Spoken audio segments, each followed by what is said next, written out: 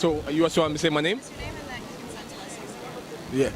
Uh, my name is Jerome. My name is Jerome, and I consent to this group using my information. So the first question is, do you think that there's services in the city that help youth deal with trauma or difficult circumstances they're going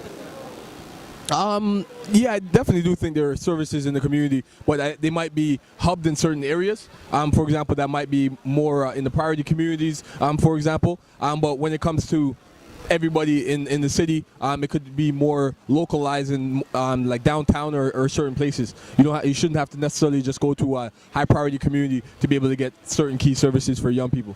How about the education system? Do you find that youth today are being educated fully in terms of life skills, their culture, things like that? I definitely think the school, like education is not necessarily ethnocentric, where diverse culture groups are represented in what you're learning and the lesson plans that are presented, which does create challenges for young racialized students. So definitely, I think the schools and education could do a lot better, for sure, to serve all the needs of students. So how about in terms of the political system, do you think that youth are being given the opportunity to be fully engaged in the political system and in the decision-making process? And do you think that they're interested? I think young people are interested, but not necessarily knowing the access is, I think, the key thing. I don't think politics is accessible.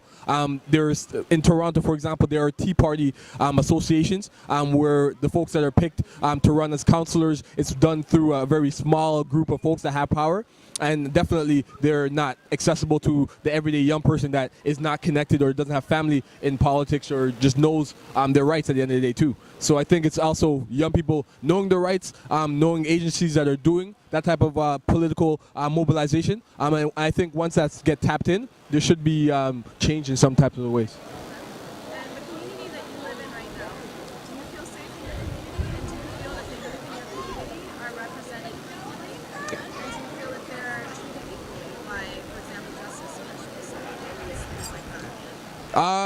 In my community, I feel very safe in my neighborhood. But I also want to recognize that my neighborhood is a upper class neighborhood, so it's a different context. But growing up, definitely I feel like in certain neighborhood communities, lower income communities, there are a lot more challenges when it comes to social issues, and definitely more police presence, and which then creates different challenges. So yeah, depending on where you live, definitely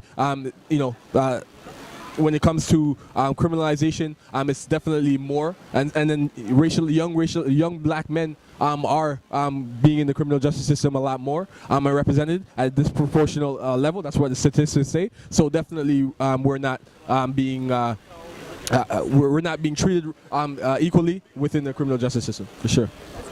Awesome. Thank you. Thank you. Can we get your information? Yeah. Okay, great.